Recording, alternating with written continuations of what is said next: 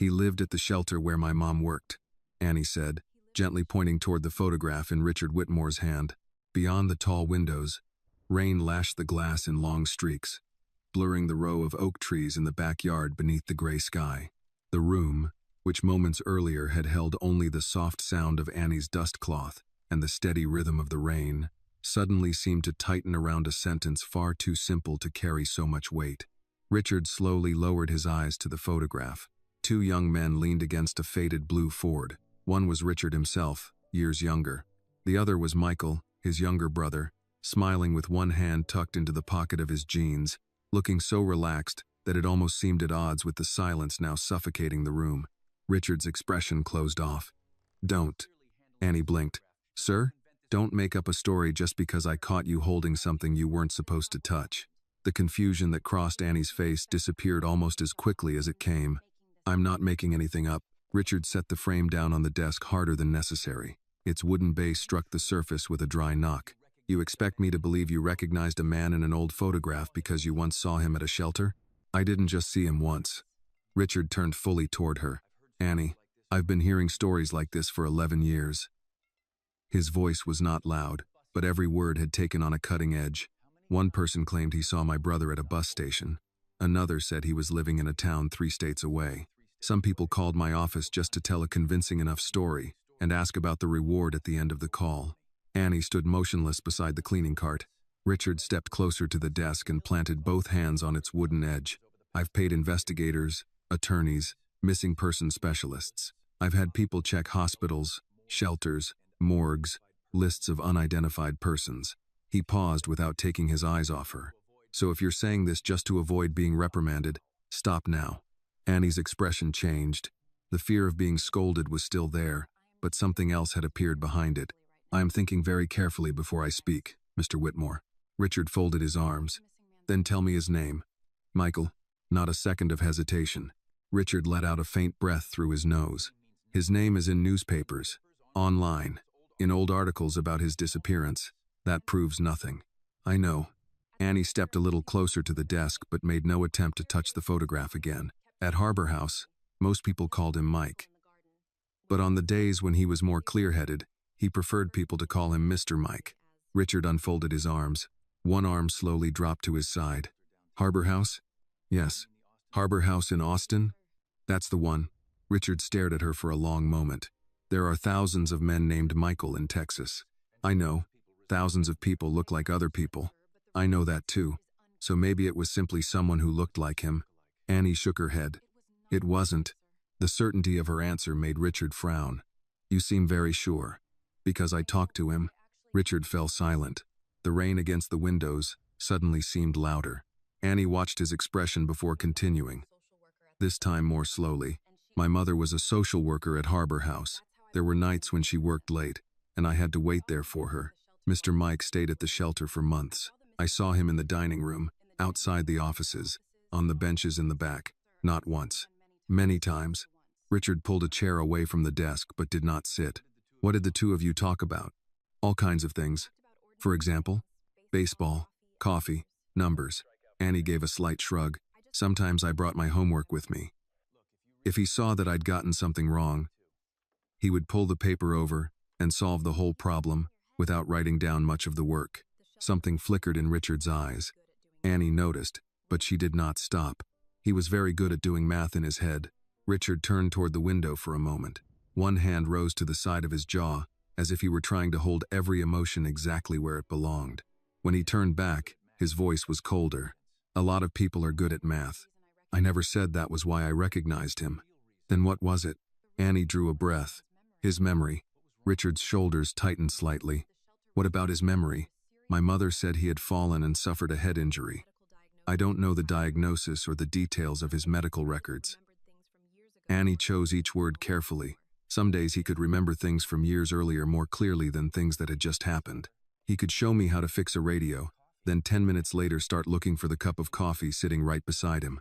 Sometimes he would finish a math problem and then turn around and ask what day it was. Richard looked at the photograph. This time, he looked longer. The fingers resting against the edge of the desk slowly curled inward. "Did you know he was missing?" "I dunno." Richard immediately turned toward her. "Now?" I only found out after I started working here and saw your name in some old newspaper articles. Richard's jaw tightened. So you're admitting that you could have put all of this together afterward. Annie met his eyes more directly. I could have. The answer caught Richard slightly off guard. Annie continued, and I understand why you don't believe me. You haven't known me long enough to trust me. But having a reason to doubt me doesn't make what I'm saying a lie. Richard studied Annie for another moment. Then what do you want me to do? Listen to the rest. Just 4 words.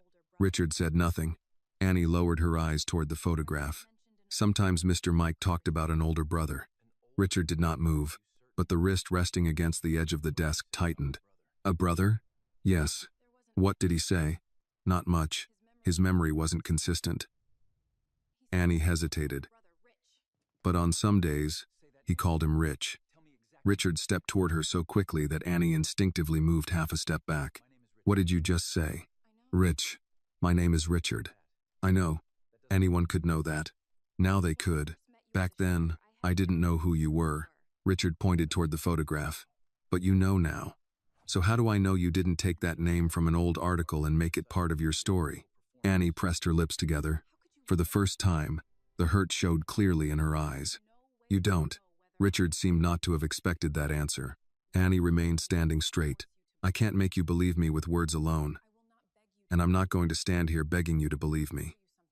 She reached into the pocket of her work pants. But I can show you something. Richard watched every movement she made. Annie took out her phone, opened the photo gallery, and scrolled through several pictures. Her finger stopped on one, but she did not immediately show it to him. My mother saved a lot of pictures from Harbor House. Holiday meals, volunteer events, staff members, people who stayed there. I kept some of them. Annie turned the screen toward him. My mother is in this one. Richard still did not take the phone. Annie extended it a little farther. See for yourself. Finally, Richard reached out and took it. The glow of the screen fell across his face. In the photograph, Denise Carter stood outside a brick building beneath a blue sign that read Harbor House. She wore an employee badge and held a paper cup of coffee in one hand. Beside her stood a thin man in an old coat. Richard did not blink. He brought the phone closer. The man in the photograph had longer hair. Gray had begun to show at his temples. His face was much thinner. A faint scar ran near his forehead, but some things had not changed. The slight upward angle at the ends of his eyebrows, the crooked half-smile, and the tiny notch in the rim of his left ear. Richard's fingers suddenly slipped from the edge of the phone. He caught it immediately before it could fall. No. The word escaped him in barely more than a whisper. Annie did not interrupt. Richard spread 2 fingers across the screen and enlarged the photograph. He looked once, then again, as though if he zoomed in far enough, he might find one detail that would prove this was just another mistake. But the longer he looked, the more the hardness drained from his face. That's Mr. Mike, Annie said. Richard held the phone toward her. Annie started to reach for it, but he pulled it back. Wait. He looked at the photograph again. When was this taken? About 6 years ago. Richard's head came up too quickly. 6 years? Yes. Michael had already been missing for 5 years when this was taken. Annie gave a small nod. Richard looked back at the screen. 5 years of searching. And while he had been paying people to search everywhere they could think of, Michael had been standing beneath a Harbor House sign in an old coat, right beside the mother of the girl now standing in Richard's library. Richard braced one hand against the desk. His fingertips pressed so hard into the wood that his knuckles turned white. Would they have had a record of him there? Maybe, but not necessarily under the name Michael Whitmore. Why? Because he didn't always remember his last name. Richard looked up. He forgot his own last name? Some days, yes. Did he know where he came from? Not consistently. Sometimes he gave one answer. Other times, he gave another. My mother used to say not to argue with him when his memories changed because the more people pushed him, the more frightened he became. Richard pulled the chair out. This time, he sat down, not with his usual composure, but as though his legs had simply decided they could no longer carry the full weight of him. Annie watched him. There's more. Richard looked up. Those 2 words frightened him now more than they made him suspicious. What else? Annie swallowed. Some days, he didn't remember the name Richard. Richard closed his eyes for a moment. Annie saw his hand tighten around the phone. But some days, he did remember. Richard opened his eyes. The anger was completely gone. Remember what? You. Richard stared at her. He did not blink. He did not move. What did he say about me? Annie turned toward the framed photograph on the desk. The two brothers still stood beside that old Ford, their shoulders almost touching, neither of them knowing how far life would one day pull them apart. Then she looked back at the 50-year-old man standing before her. He said his brother had sacrificed everything so he could go to school. Richard's jaw trembled slightly. Annie thought he was about to say something. Instead, Richard lowered his eyes to the photograph on the phone. A drop of water landed on the screen. Annie instinctively glanced upward, thinking the ceiling might be leaking. Then she realized Richard was crying. He quickly wiped the drop away with his thumb as though it were something that had fallen there by accident. But another tear appeared almost immediately. Richard turned his face away. Did he say anything else? His voice had gone rough. Annie stood quietly for a few seconds before answering. Yes. Richard slowly looked back at her. Then tell me everything. Annie did not answer immediately. She watched Richard for another moment, as though she wanted to make sure the man standing in front of her was truly ready to hear what came next. My mom never forced him to remember when he started getting confused, Annie said. She used to say memory isn't a drawer you can yank open if you pull hard enough. Sometimes the more people pushed him, the more frightened he became. So if Mr. Mike wanted to talk, Mom would sit and listen. If he lost track of what he was saying halfway through, she didn't pressure him to keep going. Richard lowered his eyes to the photograph on the desk. His fingertips rested against the edge of the wooden frame but did not touch Michael's face. What else does he remember? Annie thought for a moment. He likes listening to baseball on the radio more than watching it on television. He says when all you have is the announcer's voice, you have to picture the field in your own head, and that makes it more interesting. He likes fixing things too. Toasters, radios, desk fans, little things like that. Richard's brow tightened slightly. Can he actually fix them? Annie gave a very small laugh. Sometimes, something almost warm passed across Richard's face. That sounds like him. One time he took almost an entire radio apart and then forgot why he'd opened it in the first place. He just sat there staring at all the pieces for a long time. My mom reminded him that the left speaker wasn't working, and he went right back to it like he had never forgotten. Richard pulled out the chair behind his desk and slowly sat down. Annie had never seen him sit that way. The Richard Whitmore she knew seemed to make every room adjust itself around him. People waited when he was speaking. Employees moved aside automatically when he walked through the house. Decisions in this home were usually made so quickly that everyone else simply carried them out. But now his back was no longer as straight as usual.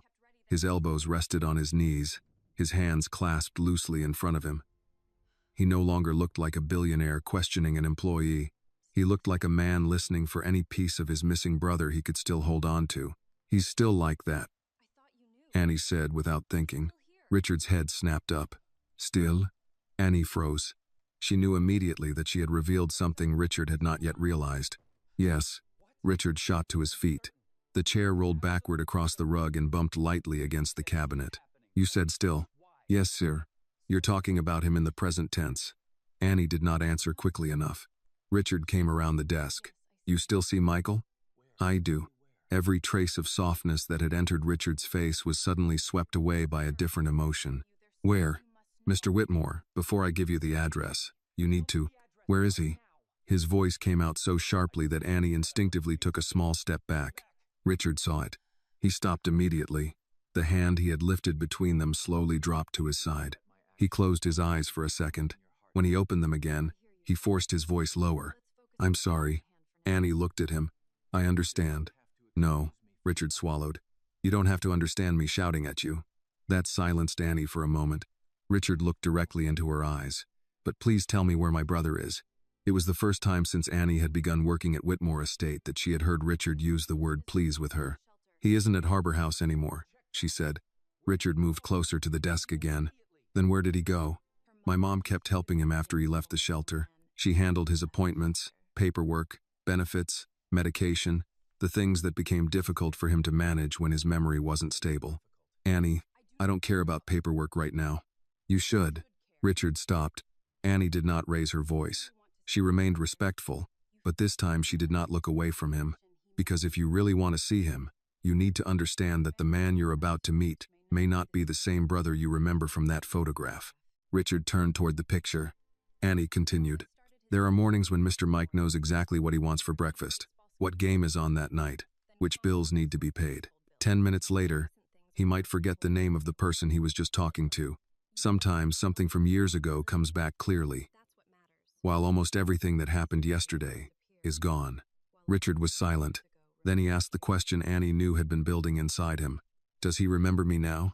His voice was much quieter. Annie did not try to give him the answer he wanted to hear. I don't know how much he'll remember today. Richard turned away. He walked to the fireplace, placed one hand on the stone mantel, and lowered his head. His fingers spread across the cold surface and remained there, unmoving.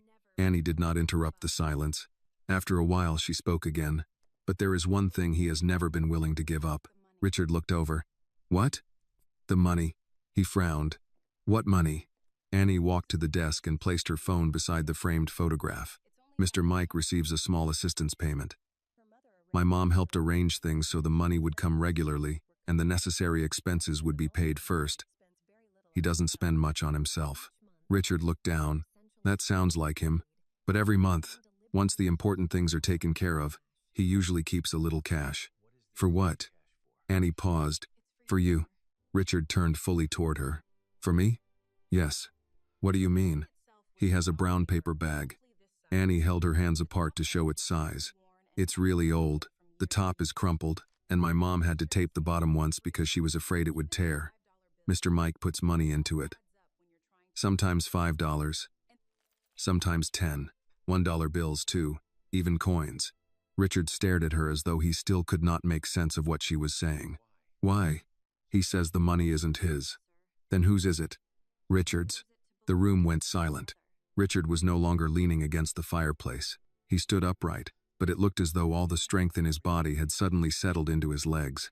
He says that? Yes. He wrote my name on it? Annie nodded. I've seen that bag many times. Richard stepped toward her. What does it say? Annie did not need to think. Richard, debt. Those two words stopped Richard in the middle of the room. His lips parted. Nothing came out. If this moment touched your heart, please like this video and tell us in the comments where you are watching from, and subscribe to the channel so you do not miss the next emotional story. For several seconds, Annie could hear only the rain tapping against the windows and the small clock ticking steadily on the shelf. At last, Richard managed to ask, he thinks he owes me?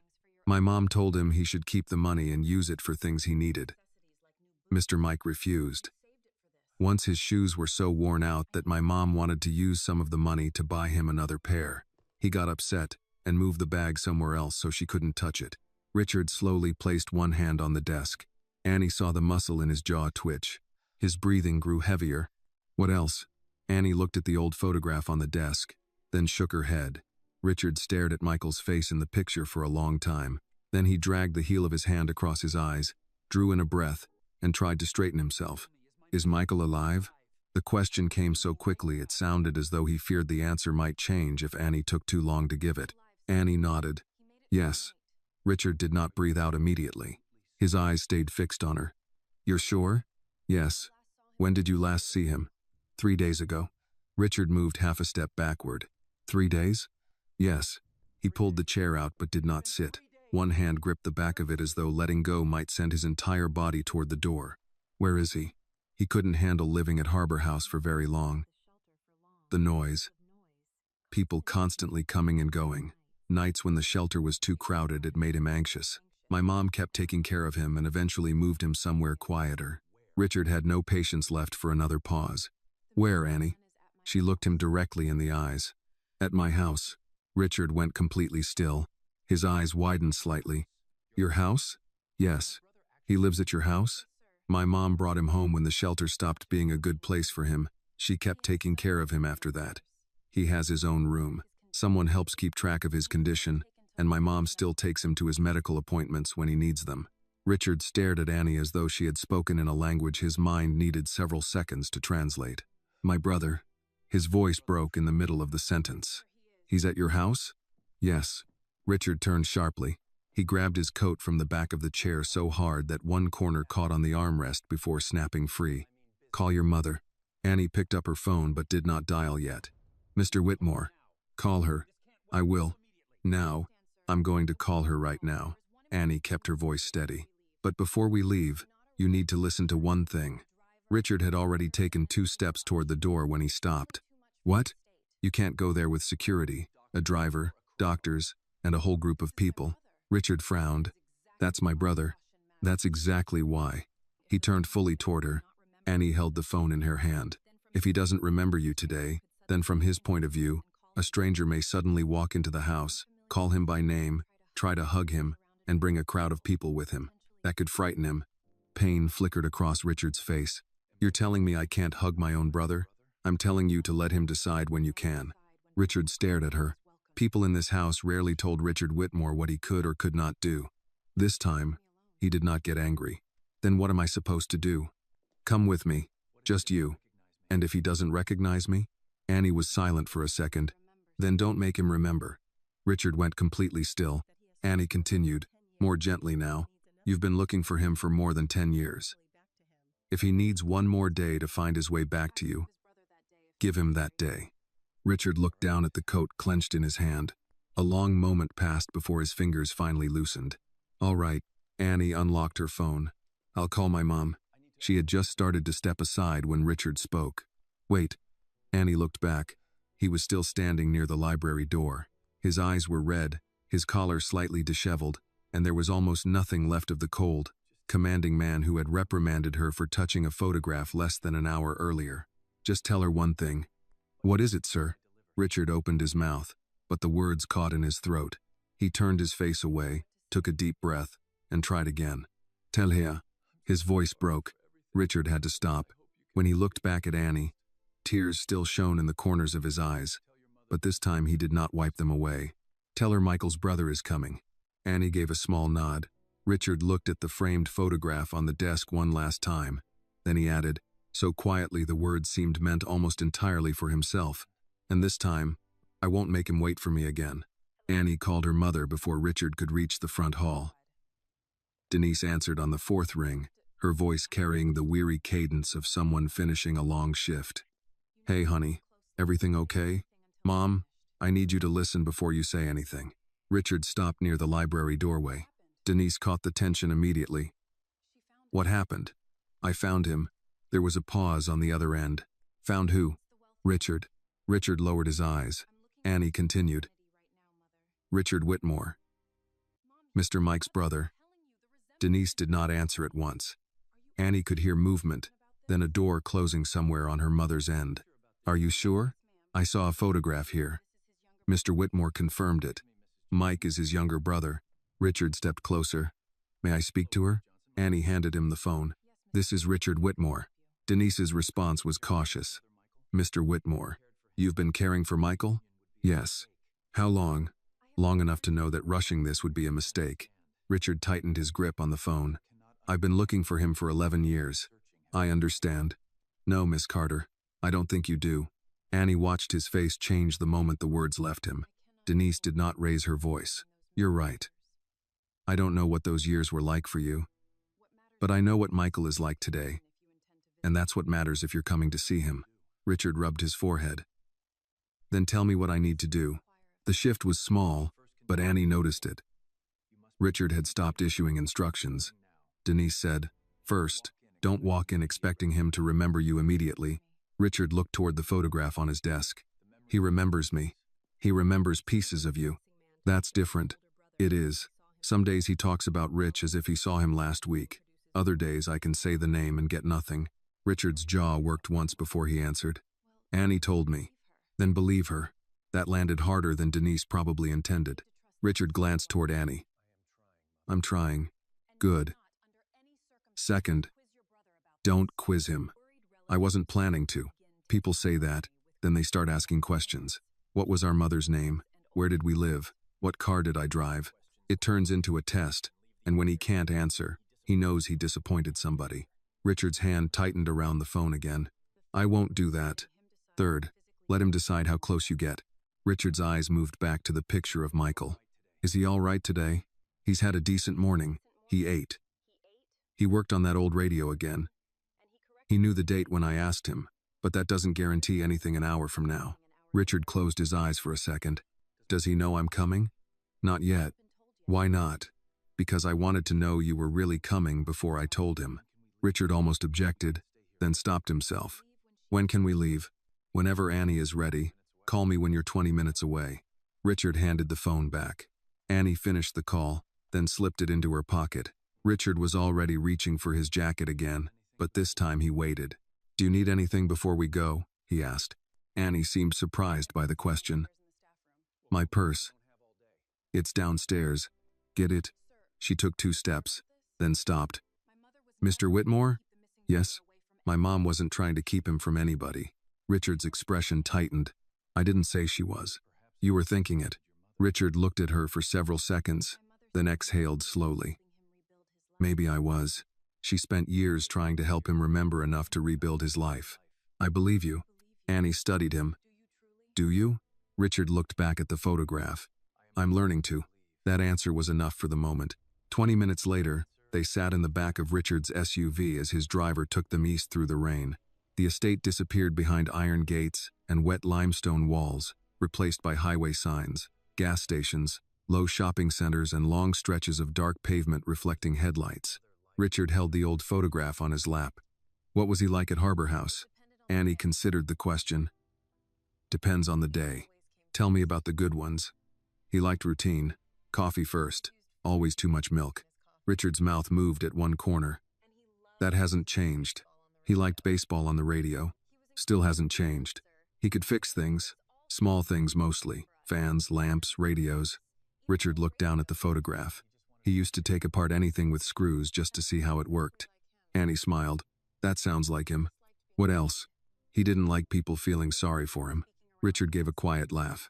Definitely Michael. He also hated being talked around. What do you mean? If somebody spoke to Mom about him while he was standing right there, he'd interrupt and say, I'm still in the room. Richard's eyes sharpened with recognition. Annie continued.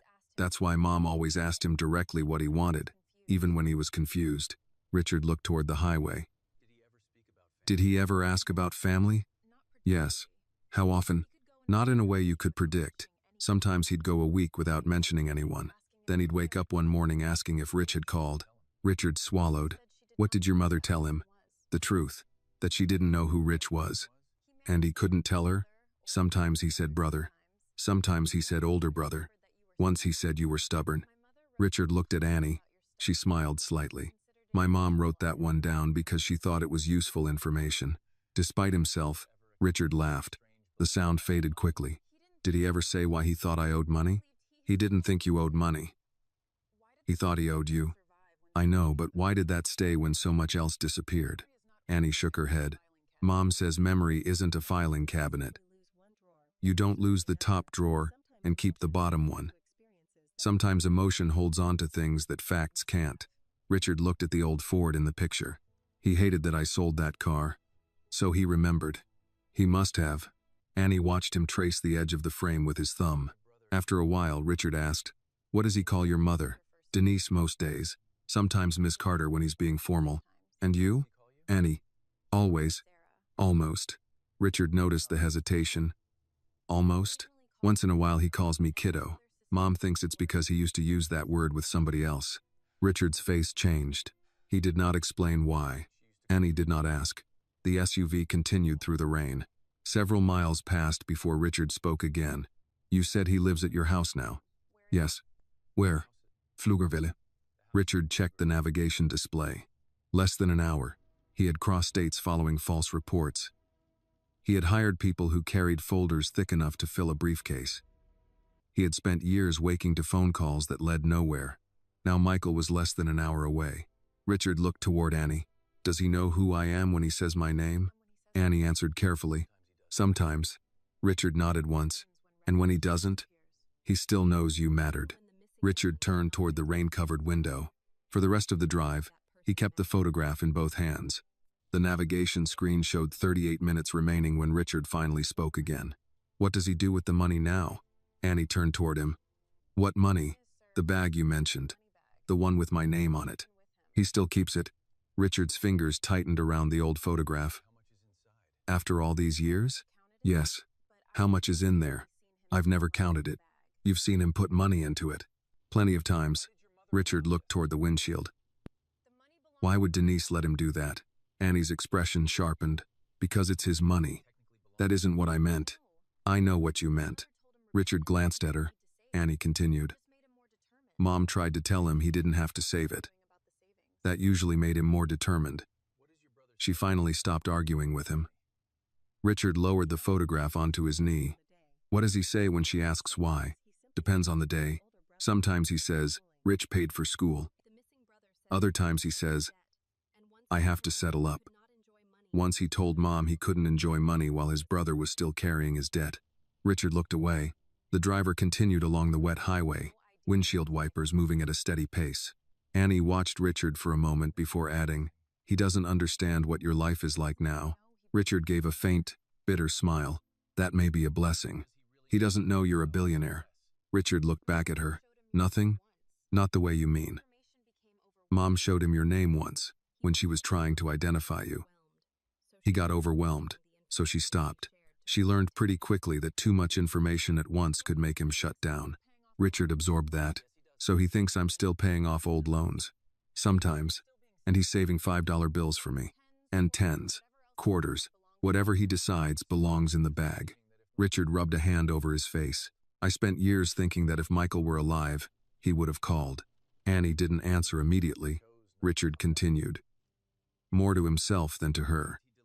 I thought maybe he had chosen not to come back. Then I hated myself for thinking it. Then I hated him for making me wonder.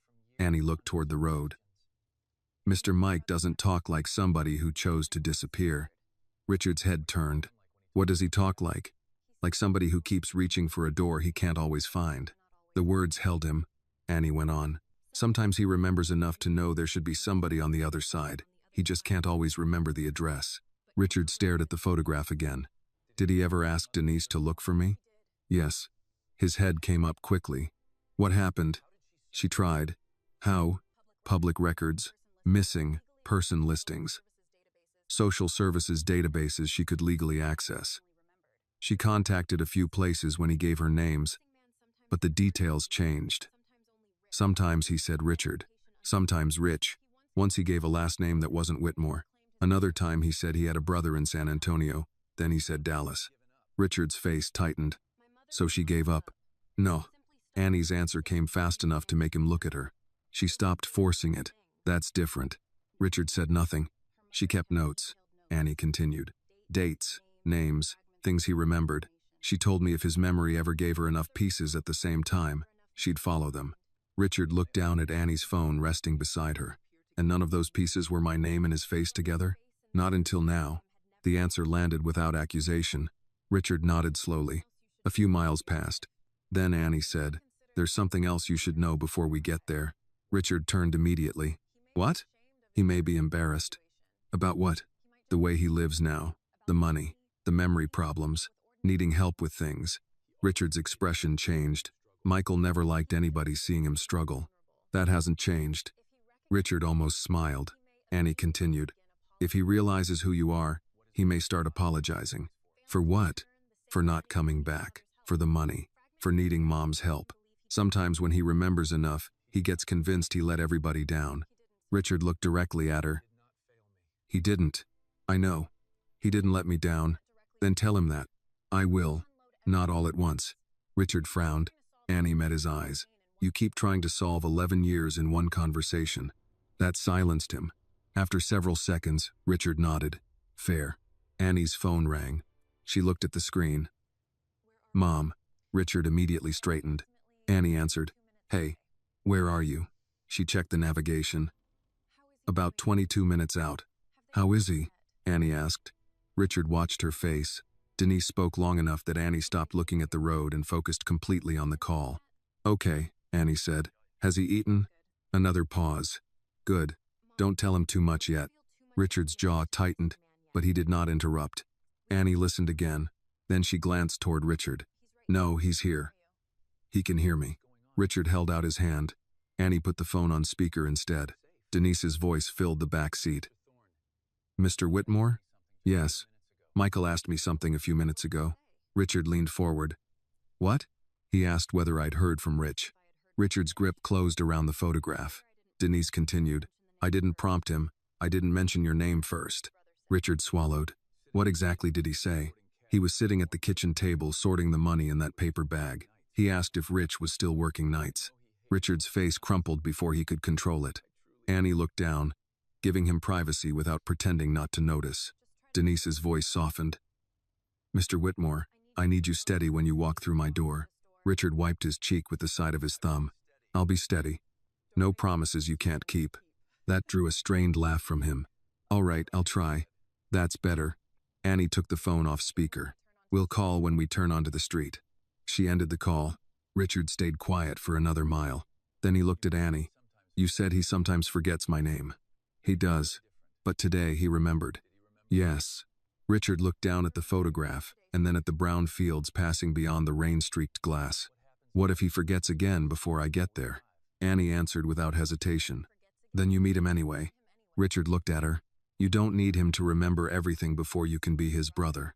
The SUV continued south through the rain, carrying Richard toward the man he had spent 11 years searching for, and for the first time he understood that finding Michael might be the easy part.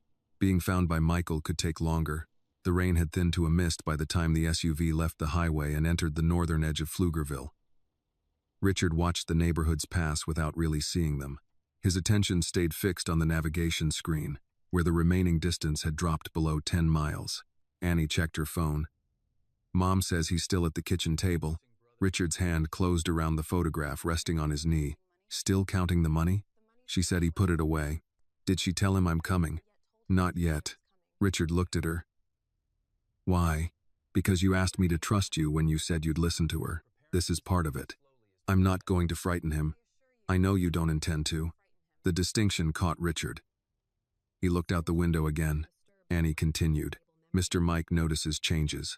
If Mom suddenly says the brother he talks about is coming through the front door, he could get overwhelmed before you even arrive. She wants to introduce the idea slowly. Richard rubbed his thumb along the wooden edge of the frame. And if he says he doesn't want to see me? Annie did not answer immediately. Richard turned.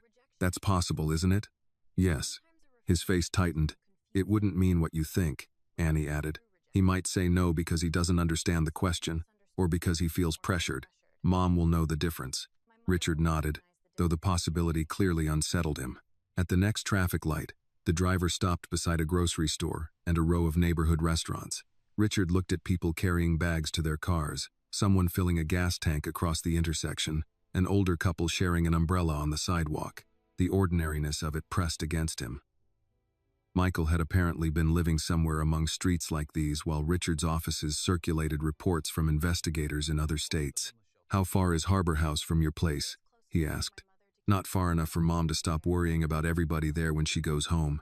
Richard glanced at her. She still works there? Yes. After all these years? Annie gave him a small look. People don't usually go into social work for a quick promotion. Richard accepted the correction without argument. What does she do there now? Case management mostly. Housing referrals, benefits, medical appointments, getting replacement IDs, helping people contact relatives when they can. Richard's eyes dropped. That last part. I know. She's been helping people find family all this time. She tries. And my brother was sitting in her house. Annie's voice stayed level. Those two things can both be true. Richard looked at her, and she added, Mom can't pull a name out of someone's head if they don't have it that day. He nodded. You're right. The admission came easier now. His phone vibrated. He checked the screen, then declined the call. Annie noticed the name of one of his executives before it disappeared. You don't have to ignore everything because of this. Yes, I do. Mr. Whitmore. I've ignored the wrong things long enough. There was no anger in the answer. That made Annie stop. The SUV turned onto a narrower road lined with modest homes, pickup trucks, mailboxes, and wet lawns. Richard sat forward slightly. This neighborhood? Yes. He looked at the houses as if one might announce itself.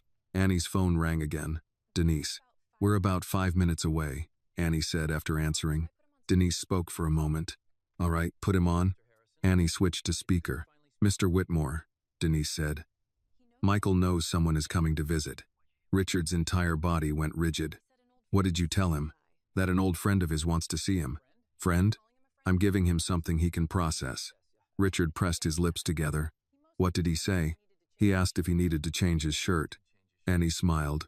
Richard did too, but his eyes filled almost immediately. That sounds like him. He's nervous, Denise said. Not badly. He asked who the visitor was twice. I told him the name Richard. Richard waited. And? The first time? Nothing. The second time, he said. Rich used to hate being late. Richard closed his eyes. Denise continued. Don't build too much on one sentence. He can remember something and lose it 5 minutes later. I understand. I need to hear you say more than that. Richard opened his eyes. I won't test him. I won't force him to identify me. I won't touch him unless he wants me to. Annie looked at him. Denise answered. Good. Richard hesitated. Miss Carter? Yes? Thank you. For what? For not hanging up on this family years ago. A pause followed. I didn't know there was a family to call, Denise said. I only knew there was a man who needed someone to keep showing up. Richard looked down at the photograph. You did. Yes. I didn't. Denise's tone changed. Don't walk into my house carrying 11 years of punishment for yourself. Michael won't know what to do with it. Richard swallowed. What should I carry? Patience. The call ended a minute later. The driver slowed. Annie pointed through the windshield. That one.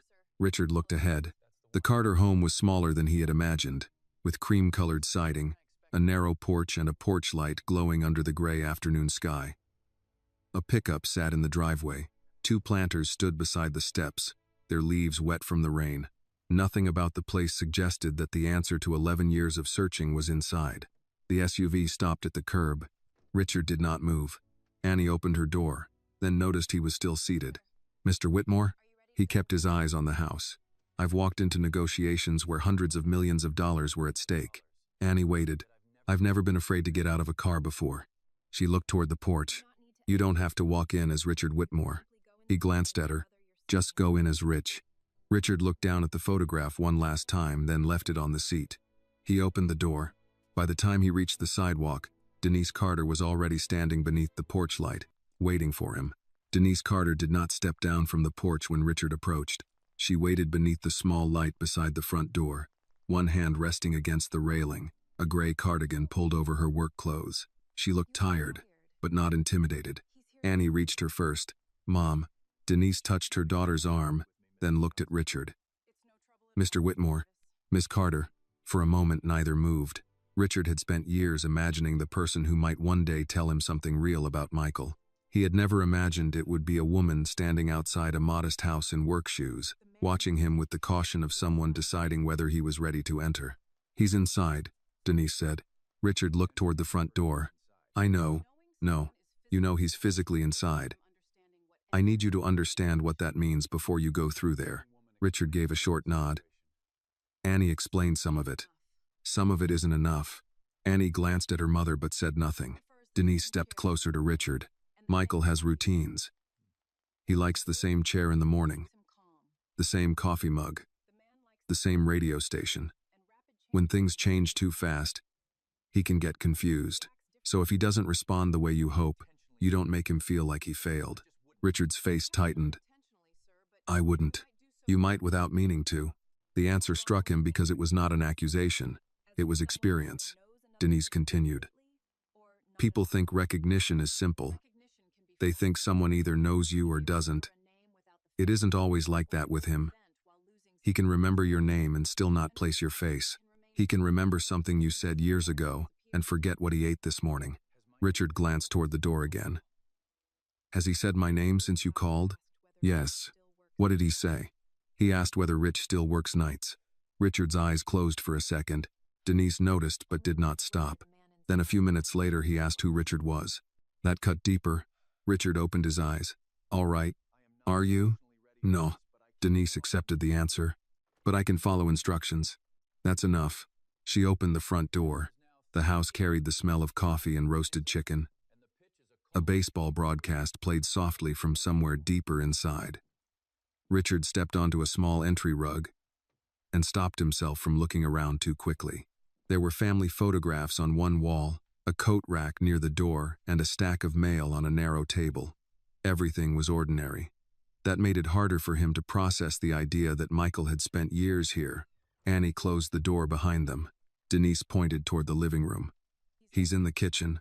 Before we go in, I want to tell you how he first came into my care." Richard turned toward her. He was already staying at Harbor House when I met him. He kept to himself most of the time, didn't ask for much, didn't complain much either, which can make people assume somebody needs less help than they really do. Richard listened. He had trouble with names and dates, but he remembered how things worked. Give him a broken lamp or an old radio, and he could usually figure it out. He also remembered numbers better than faces. Annie smiled slightly. "He used to correct my math." Denise looked at Richard. "She'd sit at one of the tables while I finished paperwork." Michael started helping her because he got tired of watching her erase the same problem 6 times. Annie gave her mother a look. It was a hard worksheet. Richard almost smiled. Denise continued. "That was how they got to know each other. He'd help her with schoolwork. She'd bring him coffee if I was busy." "With too much milk," Richard said. Denise's expression changed. "Yes." Richard looked away. Denise watched him for a moment. There were other things too. He liked baseball on the radio. He'd sit near the back hallway and listen to afternoon games. One of our retired volunteers used to argue with him about pitchers. That sounds like Michael. He was good company when he was having a clear day. And when he wasn't, he withdrew. Sometimes he'd repeat the same question. Sometimes he'd ask whether somebody had called for him. "Me?" Sometimes he said Rich. Other times he just said his brother. Richard's hand closed around the edge of his jacket. "Why didn't anyone connect that to me?" Denise did not answer defensively. "Because Rich is a common name." Michael didn't always remember his last name. He gave us different cities, different details. Sometimes he said he grew up poor. Sometimes he talked about a large house he couldn't describe. None of it lined up long enough. Richard looked toward Annie. "And you still believed him?" Annie answered. "I believed he remembered somebody." Denise added, "That's different from having enough information to locate them." Richard nodded. From the kitchen came the scrape of a chair. Every muscle in Richard's body tightened. Denise lifted a hand, stopping him from moving forward. "Not yet." Richard looked at her. "He's getting up. Give him a second." A cabinet door opened, then closed. Water ran briefly at the sink. Richard's eyes never left the hallway. Denise lowered her voice. "There's one more thing you should know. Michael didn't fit well at Harbor House for long. Annie told me. He hated crowded spaces. Too much noise. Too many people moving around him. He started leaving for hours at a time.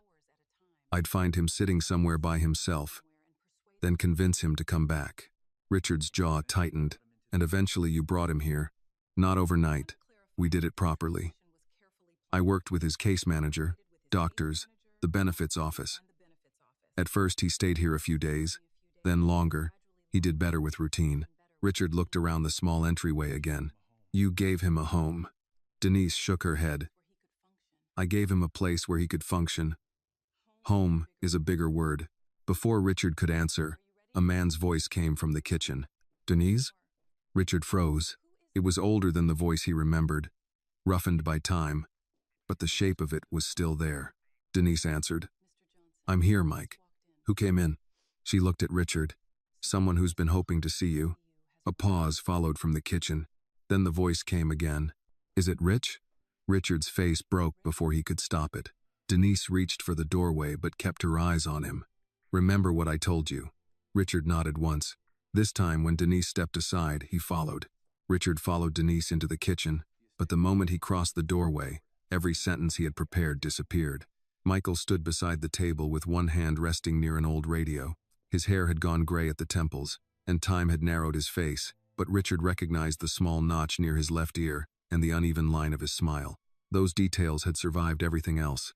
Michael looked at Denise first, then at Annie, and finally at Richard.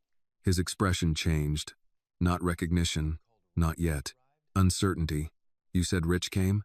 Denise stayed beside him. "I said someone who has been hoping to see you." Michael looked at Richard again. "Are you Rich?" Richard had imagined answering that question thousands of times. None of those imagined answers seemed useful now. "Yes." Michael studied his face, searching for something. Richard kept his hands at his sides. "My name is Richard Whitmore." Michael repeated it quietly. Richard Whitmore. Yes, that sounds familiar. Richard's eyes filled, but he managed to keep his voice steady enough to continue. That's all right. Michael looked toward Denise. Should I know him? Richard's heart dropped.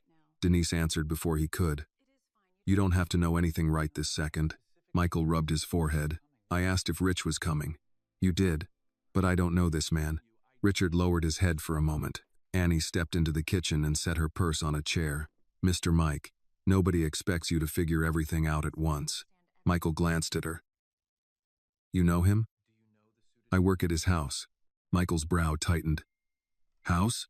Richard almost explained everything, then remembered Denise's warning. He pulled out a chair instead. Would it be all right if I sat down? Michael nodded. Richard sat across the table from him, leaving several feet between them. The radio played softly beside Michael, a sports host discussing the evening baseball schedule. A coffee mug stood near the sink, pale with the amount of milk added to it. Richard noticed and almost laughed. Michael caught the expression. What? Nothing bad. You smiled. I remembered something. Michael waited. Richard chose his words carefully. You always ruined coffee with too much milk. Michael looked at the mug, then back at him. I don't ruin it. No, you definitely do. A small smile appeared on Michael's face. You drink it black? I do. That's awful. Richard laughed, and this time Michael laughed with him. The sound lasted only a few seconds, but Annie saw Richard press his thumb against the side of his hand to keep himself composed. Michael sat across from him. So you knew me before? Yes. How long? All your life. Michael looked toward Denise again. Denise gave a slight nod. Let him tell you whatever you want to hear. Michael considered that. Were we friends? Richard's face tightened. Most of the time. Michael smiled faintly. That means no. It means you were my younger brother. Michael stopped smiling. He looked down at the tabletop. My brother? Yes. Rich? Yes. Michael's fingers moved against the edge of the table. I have a brother named Rich. You do. Michael closed his eyes for a few seconds, then opened them.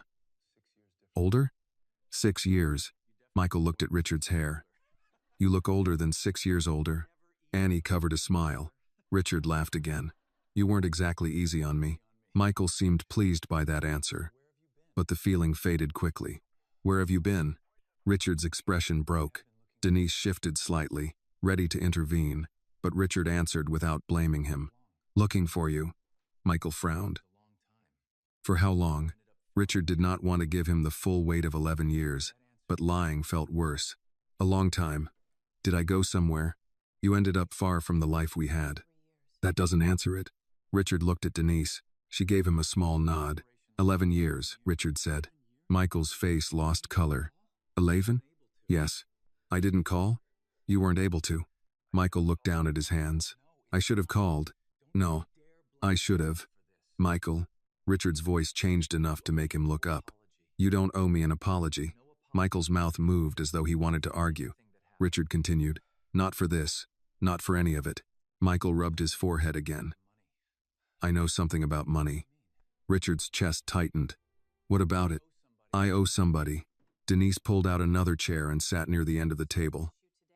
Mike, you don't have to solve that today. I know there's money. There is, Annie said gently. Michael looked at her. The bag. Yes.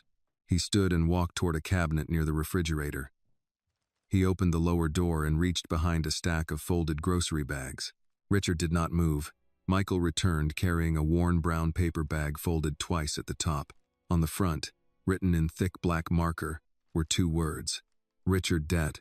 Richard covered his mouth. Michael set the bag on the table between them. I knew there was a reason. Richard looked at the writing. Michael tapped the bag once. Is this you? Richard nodded. Yes. I owe you? No. Michael's expression sharpened. Then why did I write that? Because you remembered something from a long time ago. What? Richard touched the edge of the bag but did not open it. You wanted to go to college. Michael waited. We didn't have much money. Who didn't? Our family. Michael's eyes shifted, trying to follow. Richard continued. You were ready to give up school because you thought it cost too much. Michael's lips parted slightly. And you? He asked. I told you I'd handle it. How? I worked. Michael's fingers tightened around the paper bag. Richard added, I borrowed some money. Michael's eyes began to change. And there was a car, he said. Richard stopped. Denise looked at Annie. Michael frowned harder, searching for the rest. A blue car.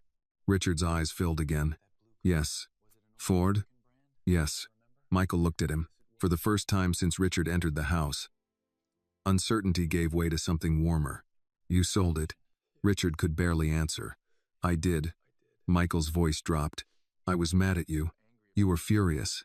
Michael's mouth curved. I liked that car. You loved that car. A few seconds passed.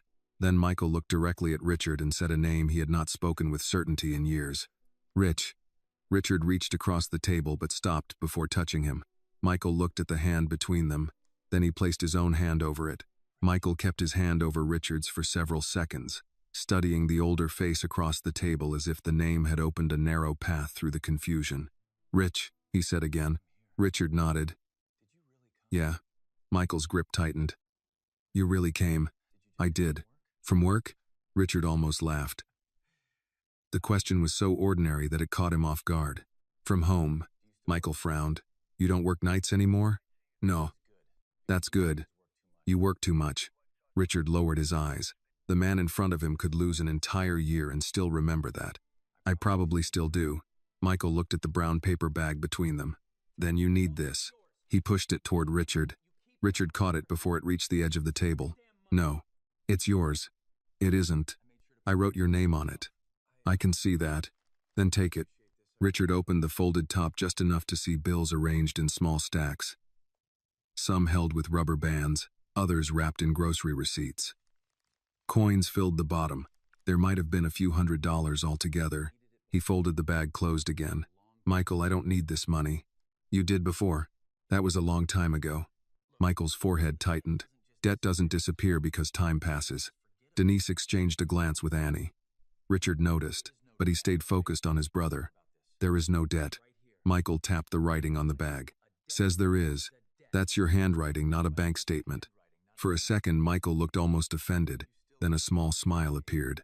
You still argue the same way? Richard's eyes filled again. So do you. Annie moved toward the counter and poured coffee into Michael's mug, adding milk without asking. Michael watched her and nodded his approval. Richard noticed. You've got everybody trained. Michael lifted the mug. Somebody around here understands coffee. That still isn't coffee. Then don't drink it. Denise smiled as she sat beside Annie, letting the brothers find their own rhythm. Richard rested one hand on the paper bag. How long have you been saving this? Michael opened his mouth, then stopped. His expression shifted. I don't know. That's okay. Was it for you? Yes. Michael looked at the name again, then at Richard. Are you Richard? The question struck without warning.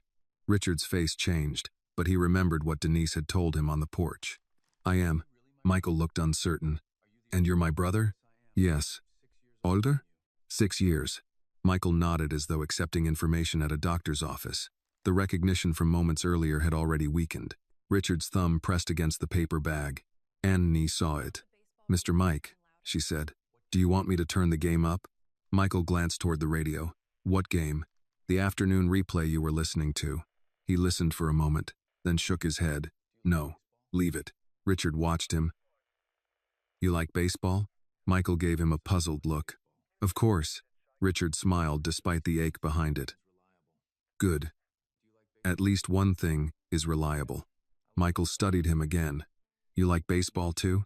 I learned because you never stopped talking about it. A flicker appeared in Michael's eyes. Cardinals? Richard nodded quickly. You used to follow Street Lewis. Michael shook his head. Astros? Richard laughed.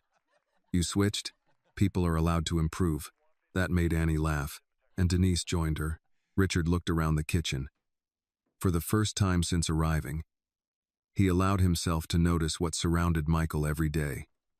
A grocery list was held to the refrigerator, with a magnet from a local pharmacy. A pill organizer sat near the coffee maker. A folded newspaper rested beside a bowl of oranges. The old radio had its back panel removed, screws arranged neatly on a dish.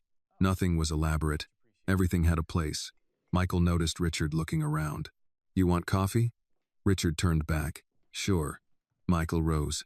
Denise started to stand, but Richard lifted a hand slightly, then stopped himself before the gesture became an instruction. Michael reached into the cabinet and took down a mug. He filled it, then reached for the milk. "No milk for me," Richard said. Michael paused. Then his face brightened. "Right, you drink it black." Richard could not answer immediately. Michael set the milk down. "Bad habit." Richard took the mug from him. "You remembered." Michael looked confused by the emotion in Richard's voice. "Remembered what?" Richard glanced toward Denise. She gave him the smallest shake of her head. He changed direction. "Nothing important." Michael sat again. Richard tasted the coffee. It was stronger than he expected, and slightly burned. "It's terrible." Michael nodded. "Denise made it." Denise pointed toward him. "You made that pot." Michael looked at the coffee maker, then smiled. "Then I stand by it." The humor eased something in Richard. He began to understand what Denise had meant. Recognition was not a door that opened and stayed open. It came in flashes, sometimes lasting seconds, sometimes long enough to create a conversation before slipping away. Richard could fight that every time it happened. Or he could stay. Michael touched the paper bag again. "You should take this." Richard shook his head. "Not today." "Tomorrow?" "Not tomorrow either." Michael frowned. "Then when?" Richard considered his answer. "When you stop thinking you owe me." "That could take a while." "I have time." Michael looked at him for several seconds. "You waited a long time?" Richard nodded. "Yes." "For me?" "Yes." Michael lowered his eyes to the table. Then he slid the bag back toward himself. "All right." Richard watched him fold the top carefully. Michael said, "I'll keep it safe until I remember why you won't take it." Richard smiled. "That sounds fair." Denise checked the clock near the stove. "Mike, you still need to eat something." "I ate." "You had toast." "That's something." "It's not lunch." Richard almost spoke, but Michael glanced at him first. "See what I deal with?" Richard looked at Denise, then back at his brother. "I think you're in good hands." Michael's expression softened. "They're good people." Richard looked toward Annie and Denise. "I know." Michael took another sip of coffee, then asked, "So where do you live, Rich?" Richard answered without correcting the uncertainty in his voice. "About an hour from here." Michael nodded. "Far?" "Not anymore." Richard rested both hands around his mug. "Not anymore." Richard stayed at the Carter house longer than he had planned. He had arrived expecting a single, overwhelming moment, a reunion that would somehow settle 11 years in one afternoon. Instead, the hours unfolded in smaller pieces. Michael remembered him, lost the connection, found it again, then changed the subject to baseball as if nothing unusual had happened. Richard began to understand why Denise had warned him not to rush. Michael finished half a sandwich and insisted the rest could wait. Denise told him it could not. They negotiated over it with the familiarity of people who had repeated the same conversation many times. "Half is lunch," Michael argued. "Half is half of lunch." "That sounds like government math." Annie laughed from the counter. Denise pointed at the plate. "3 more bites." Michael looked at Richard. "You see this?" Richard picked up his coffee. "I've been here 2 hours. I already know better than to get involved." Michael smiled. "Smartman." The ease of the exchange affected Richard almost as much as hearing his name. Michael was not simply surviving in this house. He had routines, preferences, jokes, people who knew when to insist and when to give him space. Richard had spent years imagining Michael alone somewhere. That image had been wrong. When Michael carried his plate to the sink, Richard lowered his voice. "Can I ask you something?" Denise nodded. "How expensive has all this been?" Her expression changed immediately. "Don't. I'm not trying to insult you. You're thinking like a man who solves problems with a checkbook." Richard glanced toward Michael, who was rinsing his plate while Annie dried it. That checkbook failed to solve the only problem that mattered. Denise watched him for a moment. Richard continued. "I hired firms with offices in 3 states. Private investigators. Consultants. People who claimed they could find anyone. Every report came with another invoice, and I paid every one. And you think that means somebody cheated you?" "No." He looked toward his brother. "I think it means I kept assuming the answer had to be somewhere money could reach." Denise rested her forearms on the table. "Money reaches plenty of places. Apparently not this kitchen." "No, listening did." Richard accepted that without defending himself. Michael returned to the table and picked up the radio. "I need a smaller screwdriver. There's one in the drawer by the refrigerator," Annie said. He opened the wrong drawer first, then the next. Annie did not correct him immediately. She waited until he paused. "Other side." Michael found it. I knew that. Sure you did. Richard watched the exchange carefully. Does that happen often? Denise knew what he meant. Every day. And nobody gets impatient? Annie answered from the counter. Of course we do. Denise gave her a look. What? We do. Richard almost smiled. Annie continued. Mom gets tired. I get tired. Mr. Mike gets frustrated with us. Then somebody makes coffee and everybody moves on. Michael lifted the screwdriver. Accurate. Richard looked at Denise. That's not the answer people usually give when they want to sound generous. I'm not interested in sounding generous. That was becoming clear. Richard turned toward Annie. Neither are you. No, sir. He hesitated. I owe you an apology. Annie stopped drying the plate. For what? For the way I spoke to you at the house. She said nothing. Richard continued. You told me something important, and my first question was whether you wanted money. Annie set the dish towel on the counter. You were upset. That doesn't make it right. No. The answer came without cruelty. Richard nodded. No, it doesn't. Annie looked at him directly. I understood why you didn't believe me. I didn't like how you decided what kind of person I was before I finished explaining. Richard took that in. You're right. Michael glanced between them. Did he act like a jerk? Annie pressed her lips together, trying not to smile. Richard looked at his brother. Apparently. Michael nodded. That also sounds familiar. Richard laughed, and this time he did not try to hide how much the joke meant to him. Denise rose to refill the coffee. There's something you need to know if you're going to keep coming here. Richard's expression sharpened. I'm going to keep coming. I figured. She poured coffee into his mug. Michael's progress isn't a straight line. Tomorrow could be better than today. It could also be worse. You may walk in and hear your name immediately. You may have to introduce yourself again. I can do that. You say that now. I'll say it tomorrow too. Denise gave him a long look, then nodded. Michael returned to the table with the radio and set it between them. This thing only needs a new capacitor. Richard looked at the open casing. You know how to do that? Michael seemed offended. Of course. A minute later, he pointed at one of the components. What's that? Annie answered. You told me it was the capacitor. Michael looked at it again. Right. Richard felt the familiar ache, but he resisted the urge to rescue the moment. Instead, he said, Need another pair of hands? Michael looked at him. You know radios? No. Then probably not. Richard smiled. Fair. Michael worked for another few minutes, then paused. Rich? Richard answered immediately. Yeah? You really looked for me? I did.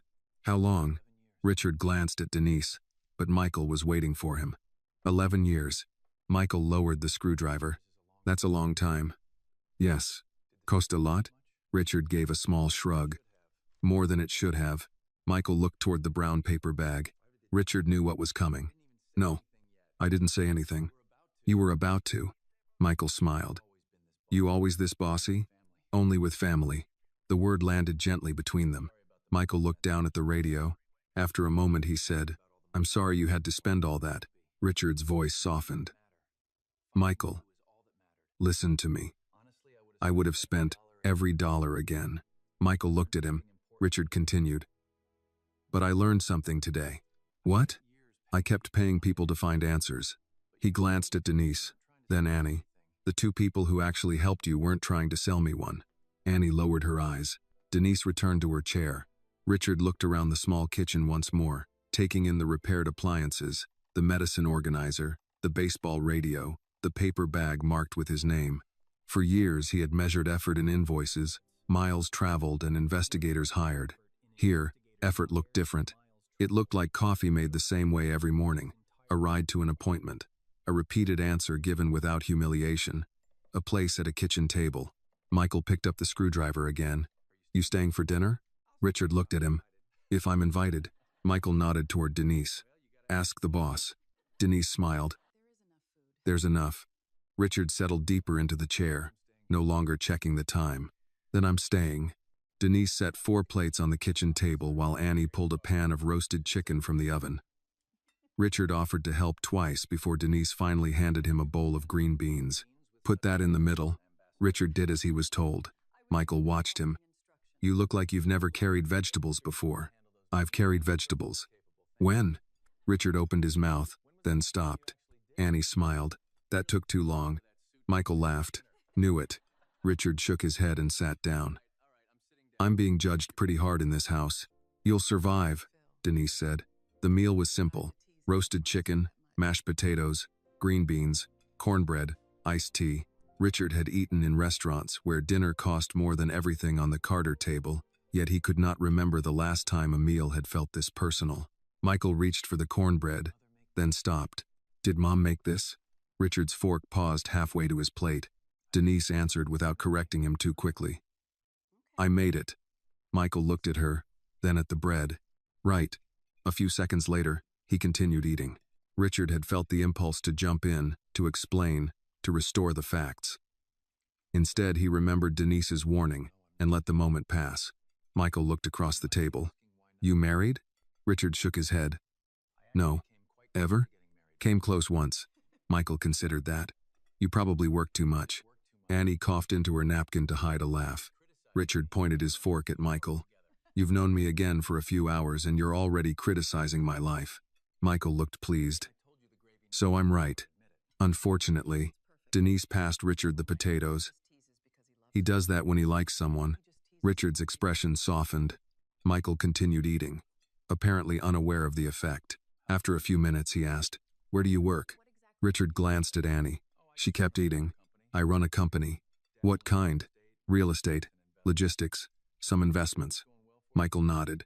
Going well? Richard almost laughed. Pretty well. Good. Maybe you finally paid everybody back. Richard set his fork down. Michael noticed. What? Nothing. You keep saying that when it's obviously something. Richard smiled. You're right. He thought about the safest way to answer. The money I borrowed years ago was paid back a long time ago. Michael looked toward the cabinet where he had returned the paper bag. All of it? All of it. You sure? I'm very sure. Michael nodded but did not look convinced. Annie said, Mr. Mike, you've asked him that 3 different ways. Because rich people are known for avoiding financial questions. Richard laughed hard enough that Denise joined him. You know I'm rich now? Michael frowned. I know your name is Rich. Annie lowered her fork. Richard's smile faded. Michael looked from one face to another. What? Richard answered gently. Nothing's wrong. You all did that thing. What thing? That thing where everybody decides not to tell me something. Denise shook her head. Nobody's keeping anything from you. Michael looked at Richard. Are you rich? Richard paused. Yes. How rich? Enough that it would sound ridiculous if I answered directly. Michael thought about that, then nodded toward the cabinet. You definitely don't need my bag. Richard smiled. I've been trying to tell you. Michael began laughing. The others followed. And for several minutes the subject became harmless. Then Michael asked, Why didn't you find me sooner? The question changed the table. Richard put down his glass. I don't know. You said you were looking. I was. So how did I end up here? Richard looked toward Denise, but she left the answer to him. I searched in a lot of places. I hired people. We followed names, addresses, reports, anything that might lead somewhere. Michael waited. Richard continued. You didn't have enough information to make yourself easy to find, and the people looking for you didn't have enough information to recognize where you were. That sounds like everybody had half the answer. Richard looked at him. Yes. That's exactly what happened. Michael pushed his plate away slightly. Denise knew me. She did. And you knew me. Yes. But neither of you knew each other. No. Michael thought about that for a while. That's stupid. Denise smiled. Sometimes systems are. Richard added. Sometimes people are too. Michael looked at him. You? Especially me. Annie watched Richard closely.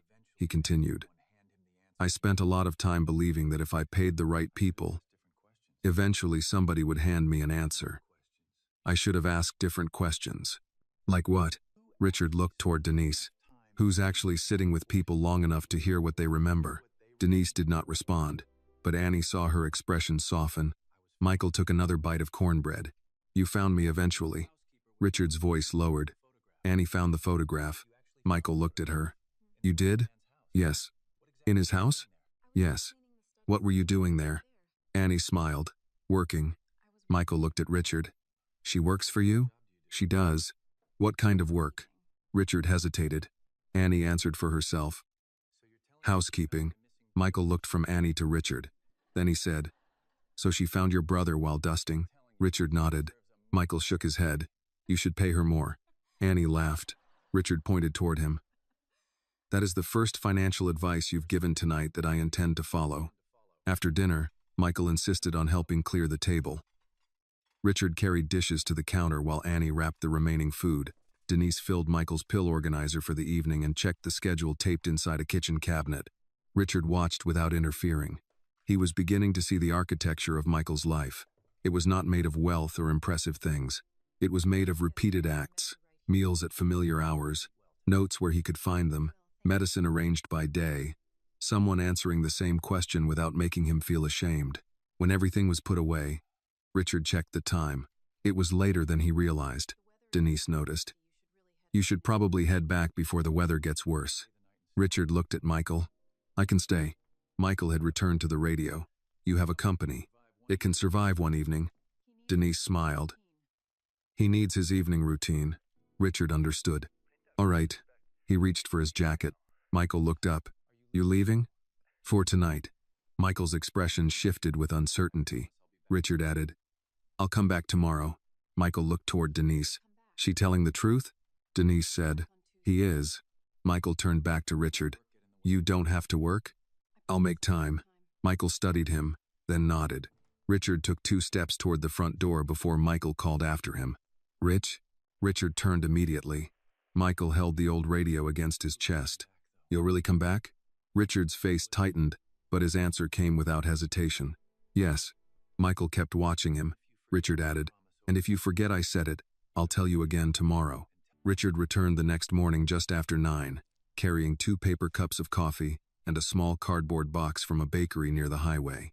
He had dismissed his driver for the day and driven himself, partly because he wanted the hour alone and partly because he did not want another person waiting outside while he tried to rebuild something that could not be scheduled. Denise opened the door before he knocked twice. You're early. I said I'd come back. You did. Richard lifted the coffee tray. 1 black, 1 with enough milk to offend me personally. Denise smiled. You remembered. Annie made sure I did. She stepped aside. He's in the kitchen.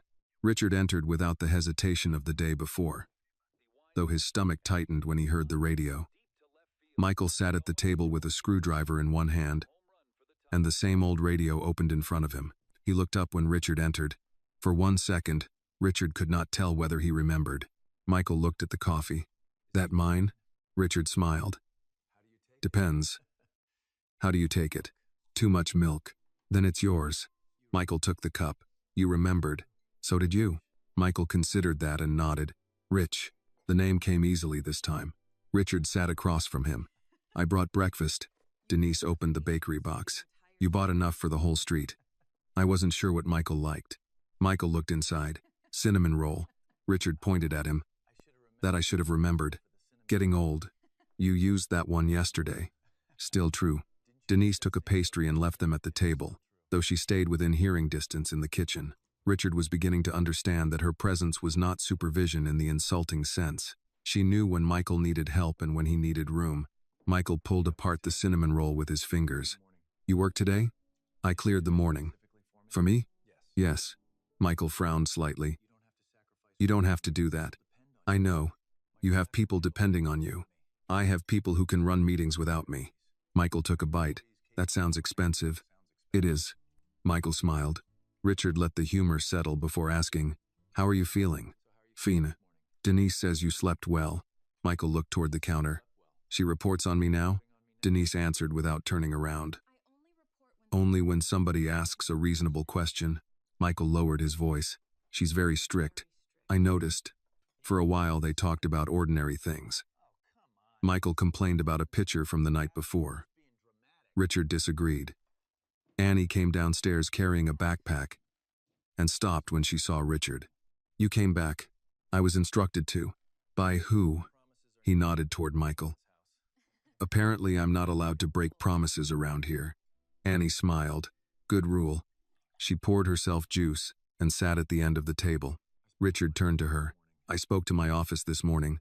Annie's expression changed immediately. About what? Yesterday. She waited.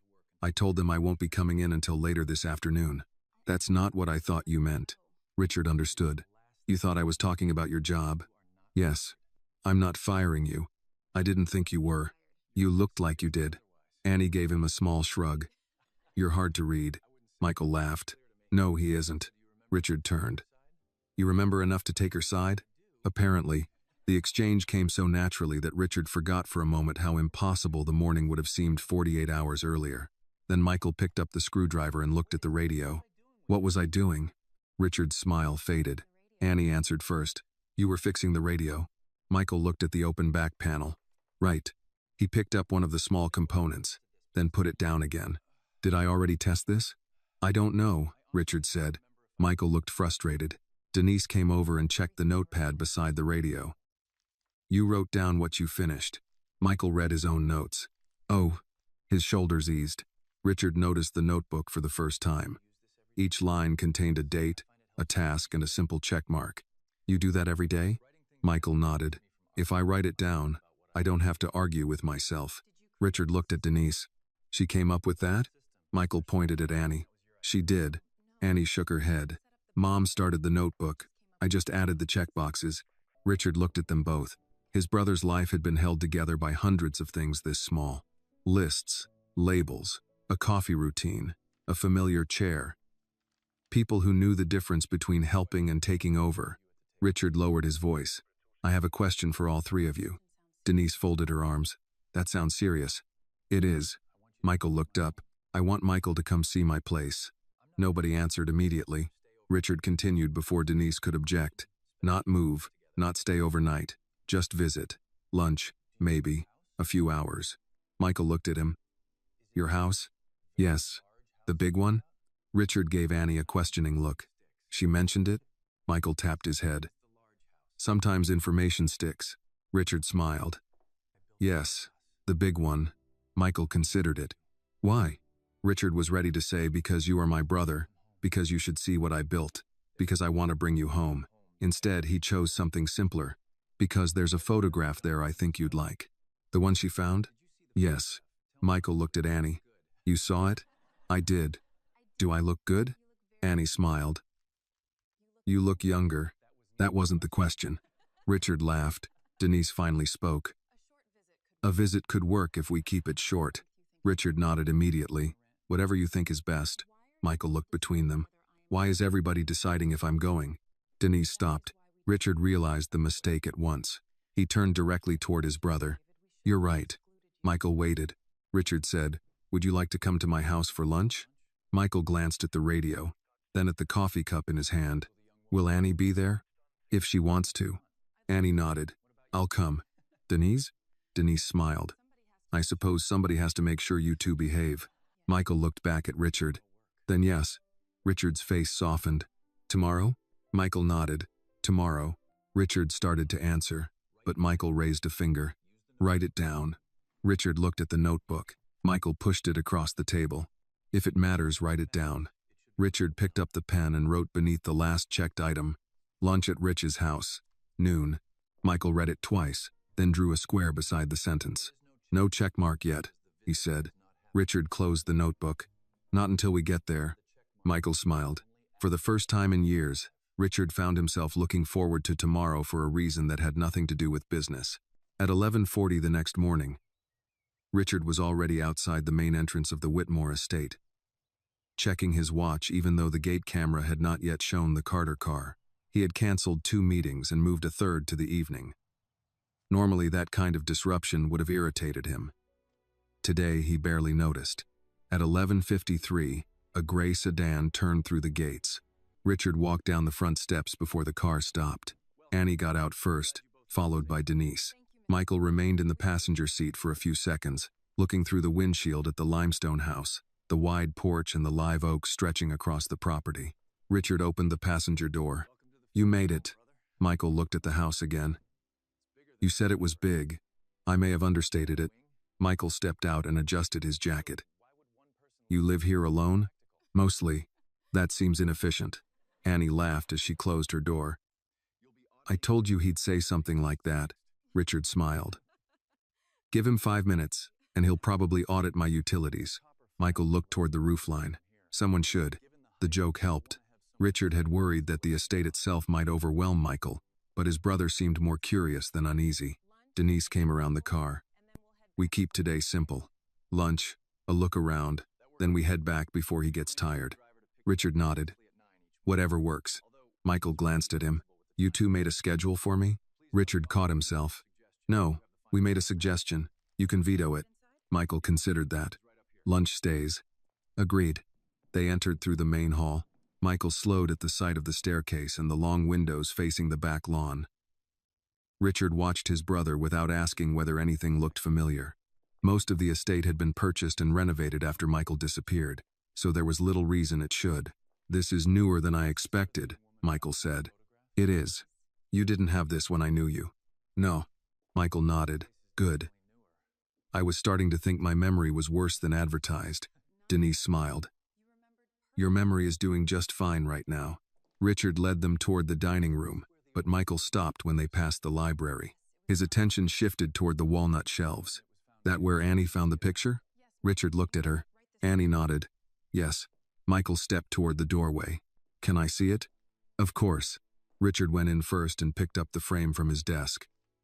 He had moved it there after Annie recognized Michael, and he had not put it away since. He handed it over. Michael held the photograph with both hands. For several seconds he said nothing. Richard resisted every question that rose to his lips. Michael touched the corner of the frame. That's you. Yes. And me. Yes. Michael brought the photograph a little closer. That car was blue. Richard's throat tightened. It was. Ford. Yeah. Michael looked at Richard. You sold it. Richard nodded. I did. Michael's mouth tightened with concentration. For school. Richard's eyes filled. Yes. Annie stood near the shelves with Denise, both giving the brothers space. Michael looked at the photograph again. I was angry. You were. Why? Because you loved that car. Michael shook his head. No, there was something else. Richard waited. Michael's fingers moved along the wooden frame. I thought you gave up too much. Richard stopped breathing for a moment.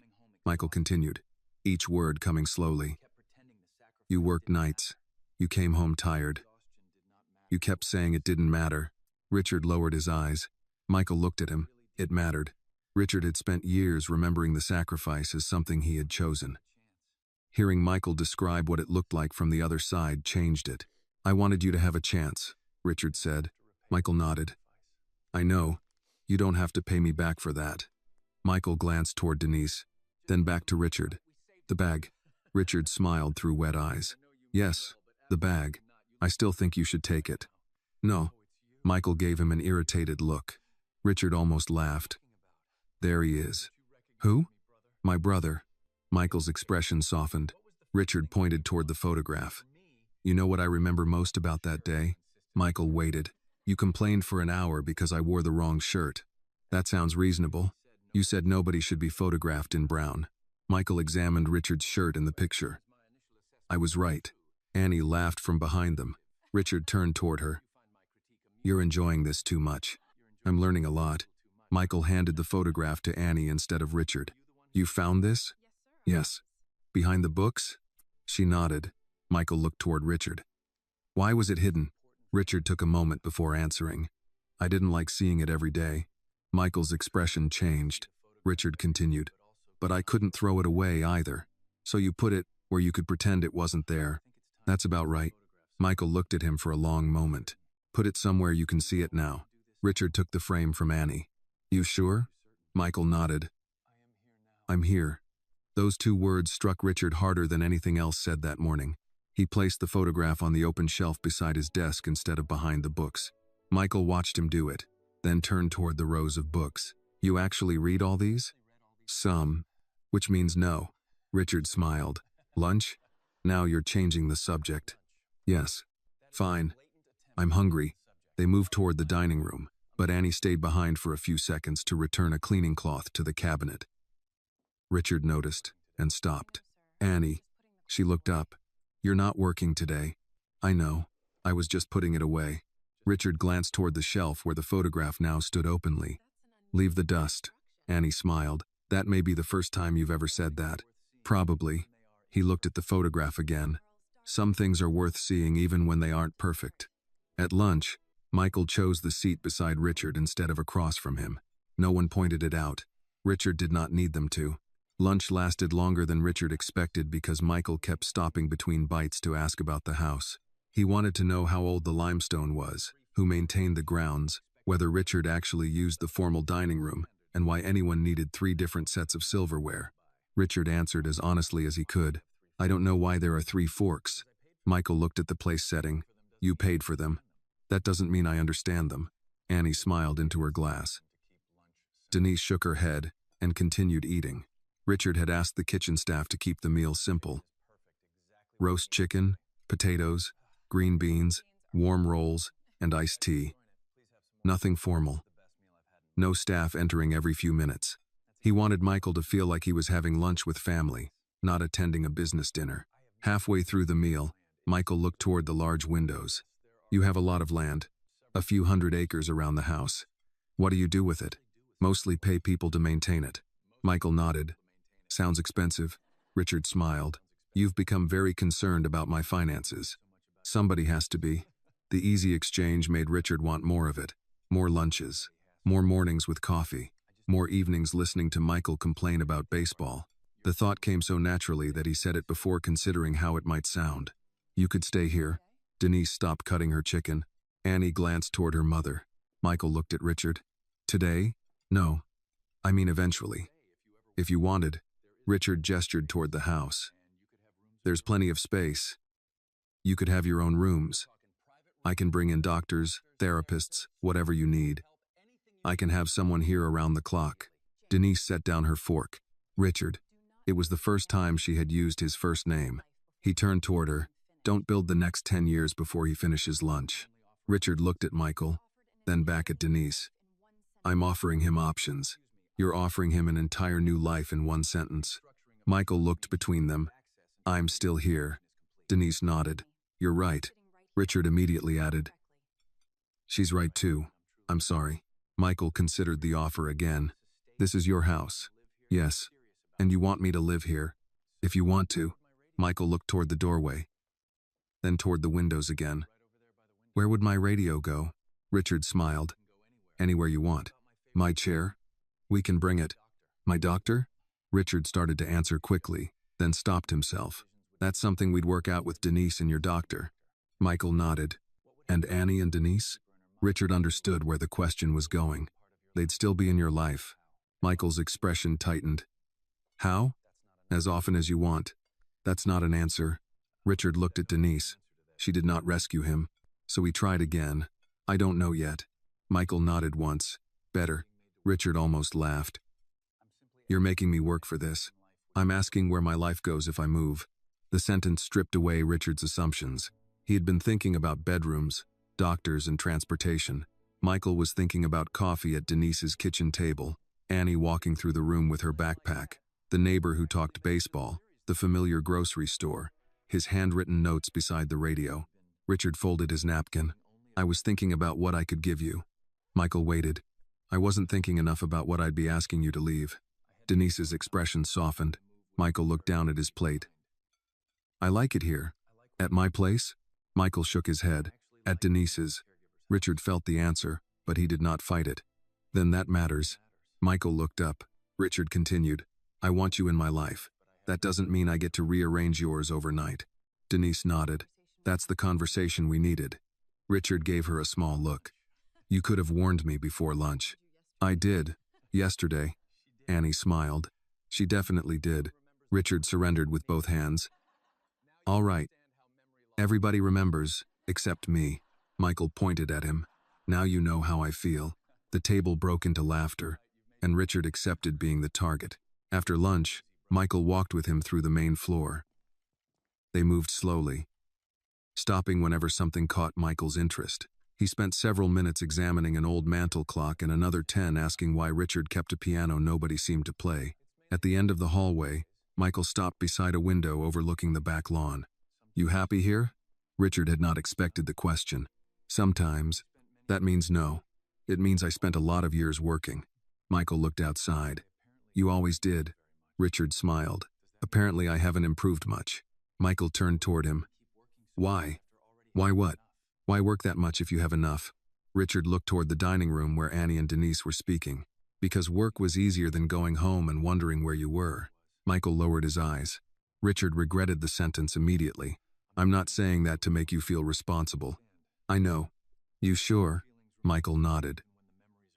Some things I understand even when I don't remember all of them. Richard waited.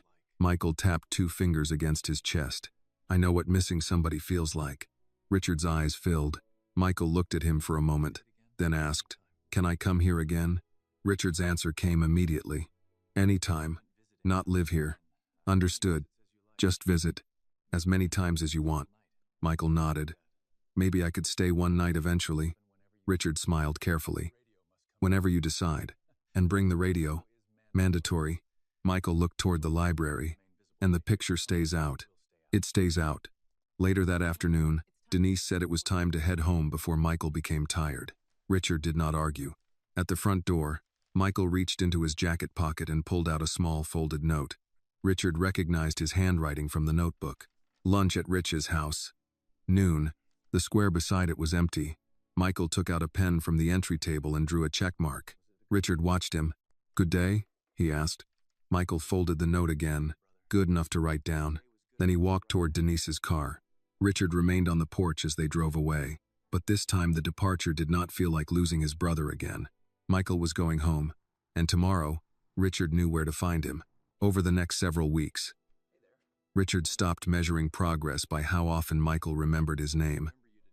Some mornings Michael greeted him with Rich before the front door had fully opened. Other days Richard introduced himself again, accepted the confusion, and stayed anyway.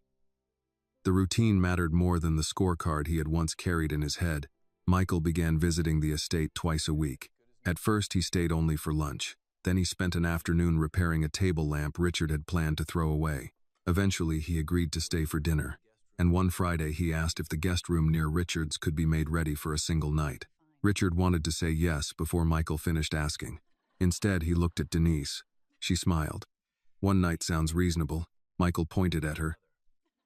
I was asking him. Richard laughed. Then yes. One night. And the radio comes with me. That thing seems to have more travel privileges than I do. It has better judgment. The first overnight visit went well. Michael woke before sunrise, forgot where the kitchen was, found Richard in the hallway, and asked why the house had so many doors. Richard showed him downstairs, made coffee, and did not mention that Michael had walked the same route twice the evening before. By the end of the month, there was a notebook on the estate kitchen counter matching the one at Denise's house. Michael wrote down meals, appointments, and anything he wanted to remember. Richard began writing in it too. Tuesday baseball at 7:10. Thursday lunch with Denise and Annie. Saturday call doctor at 10. Michael added his own line beneath them. Tell Rich to stop buying terrible coffee. Richard left it untouched. That Thursday, he drove to the Carter house alone. Michael was already at the estate with a member of Richard's staff he now trusted, watching a baseball replay and arguing with the television. Denise opened the door and looked past Richard toward the driveway. Where's Mike? At my place. He told me I was interrupting the game. That sounds promising. He also told me not to come back until the 7th inning. Denise smiled and let him inside. Annie sat at the kitchen table with a laptop open and several community college brochures beside it. She looked surprised when Richard entered. Mr. Whitmore. Annie. He pulled out the chair across from her but did not sit until Denise joined them. I wanted to speak to both of you without Michael hearing every word. Denise folded her arms. That usually means money. Richard smiled. You're getting to know me. I knew the first day. Annie closed the laptop. Richard looked at her first. I owe you a better apology than the one I gave you before. You already apologized. I know. I'm doing it again. Annie waited. When you told me the truth, I decided what you wanted before I asked what you knew. I saw your uniform, your job, your age, and I assumed there had to be a reason you were telling me something that benefited you. Annie's expression became more serious. Richard continued. I was wrong. She nodded. You were. I also understand now that saying I was scared doesn't erase that. No, sir. Richard accepted the answer, but I appreciate you saying it. He nodded, then turned toward Denise. And I need to thank you. Denise immediately raised a hand. If this is where you try to hand me a check, it isn't. She lowered her hand slowly. Richard continued.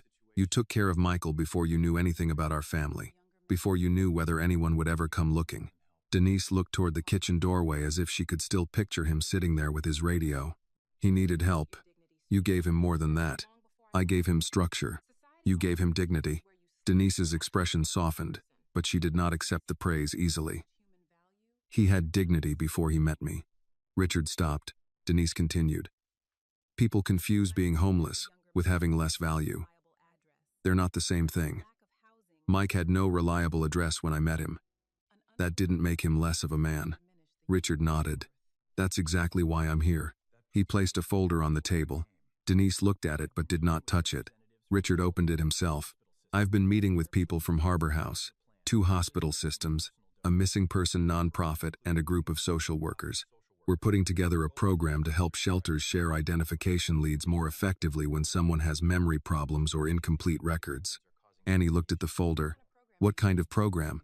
Case coordination, better photo matching, legal support for replacement documents, and a way to connect families without forcing shelter staff to chase dozens of dead ends. Denise opened the first page. At the top was a working name, Missing Without a Home Initiative. She read for several seconds. This is real? The first funding is already approved. How much? Enough to start properly. Denise looked up. And what do you want from me? Advice. Not my name? Only if you want it attached. Richard slid another page toward her. I'd also like to fund an outreach program at Harbor House in your name, but you decide whether that happens. Denise did not answer immediately. Annie looked from her mother to Richard. Then Richard turned to her. There's something for you too. Annie's expression tightened. I don't need a reward for finding a photograph. I know. Then what? You told me you were applying to college. She glanced at the brochures. Yes. I'd like to cover your tuition. Annie shook her head almost immediately. Mr. Whitmore, let me finish. No employment condition. No requirement that you work for me. No expectation that you choose a field I approve of. Annie looked at Denise. Richard added, You can say no. That made her look back at him. He continued, I'm not paying you for telling the truth. I'm offering because your family gave my brother years I can never return to you in any equal way. Annie's voice softened. I was thinking about social work. Denise smiled before she could hide it. Richard looked at her. Your mother may have opinions. She always has opinions. I heard that, Denise said. They laughed, and the tension eased. Richard closed the folder. One more thing. Michael wants to stay at my place 2 nights next week. Denise smiled. He told me. He told you before he told me? Of course. Richard shook his head. I'm beginning to understand the chain of command. Annie reopened her laptop. Are you getting used to having him there? Richard thought about the notebook, the coffee cups, the radio parts scattered across a side table, and the brown paper bag Michael carried between both homes. My house used to feel too big. And now? Richard smiled. Now I keep finding screws from that radio everywhere. Denise laughed. Richard stood, picked up his keys, and headed for the door. Before leaving, he looked back at Annie. The photograph is still on the shelf. She smiled. Where you can see it. Every day. Then Richard left for the estate, where his brother was waiting for the 7th inning. By early December, Michael was spending 3 nights a week at the Whitmore estate and the rest at Denise's house. Richard had stopped asking when the arrangement would become permanent. He had learned that Michael did better when his life expanded instead of being replaced. The notebook on the kitchen counter had grown thick with entries. Some were practical. Doctor at Zeche. Baseball at 6:40. Call Denise. Others were Michael's. Buy better coffee. Richard talks too much during games. Annie starts classes in January. Richard never erased those. That morning, sunlight came through the breakfast room windows while Michael sat at the table with toast, coffee heavy with milk, and the brown paper bag beside his elbow. Richard entered carrying his own mug and paused when he saw the bag. You're not still saving money for me, are you? Michael looked down as though he had only just noticed it. For you? Apparently. Michael turned the bag around until he saw the writing. Richard Debt. His forehead tightened. College. Richard sat across from him. What about college? You borrowed money. Richard felt the familiar ache, but it no longer frightened him the way it once had. A long time ago.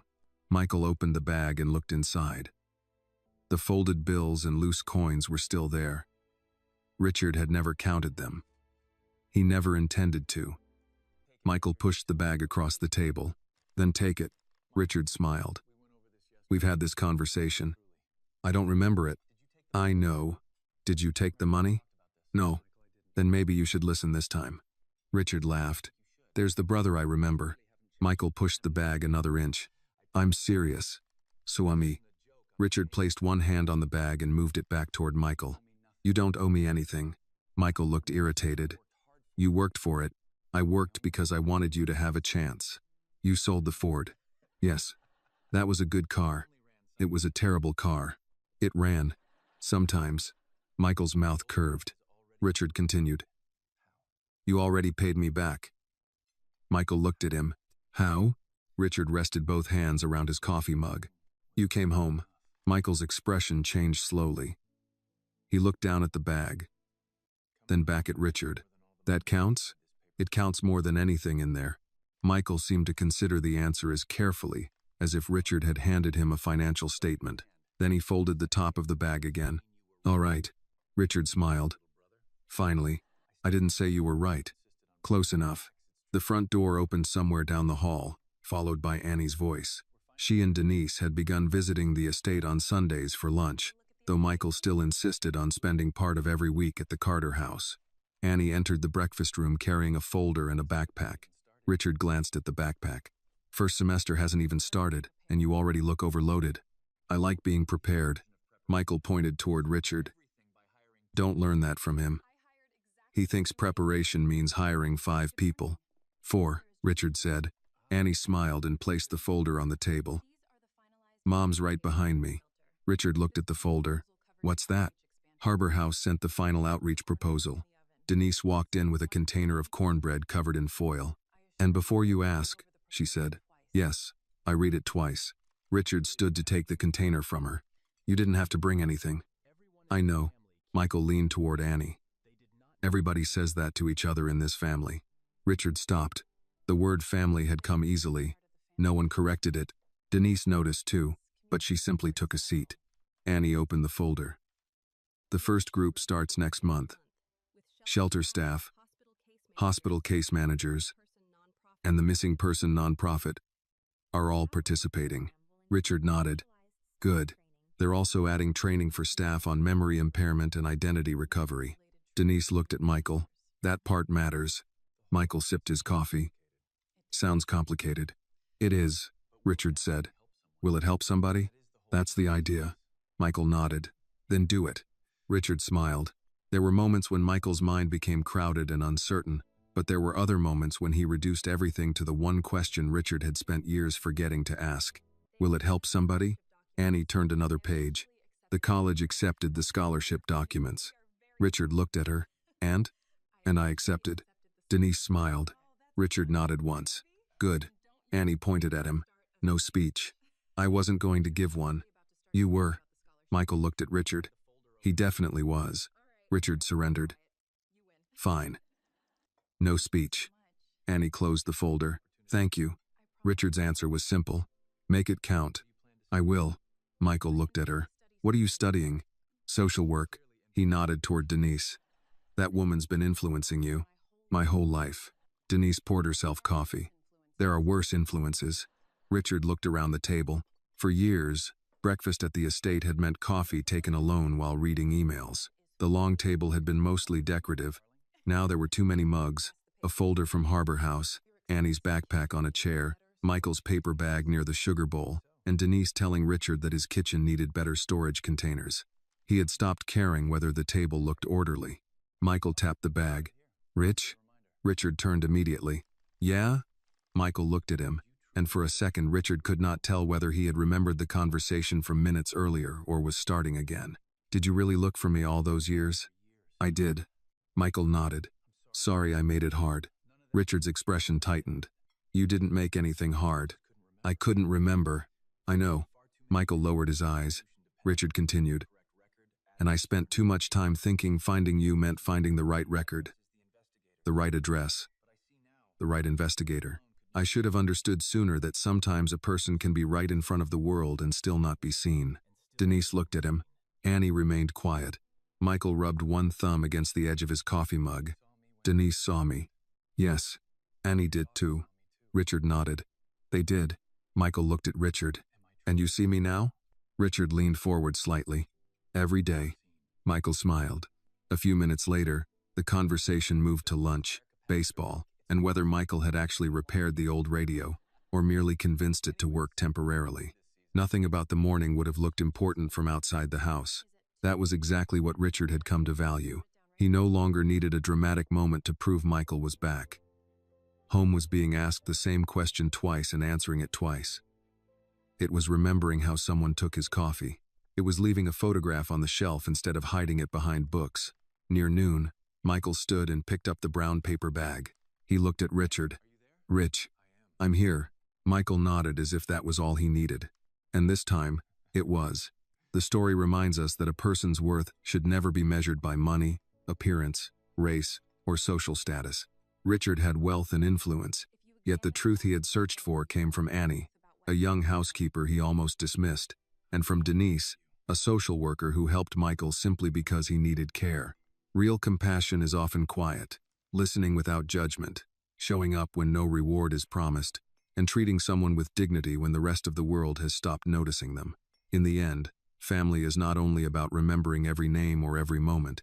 Sometimes love is simply being there, again and again, and saying, "I'm here." This video is a work of fiction created with the assistance of artificial intelligence. All characters, events, and situations are not real and do not represent any actual people or true stories. The content is intended for storytelling and emotional illustration only.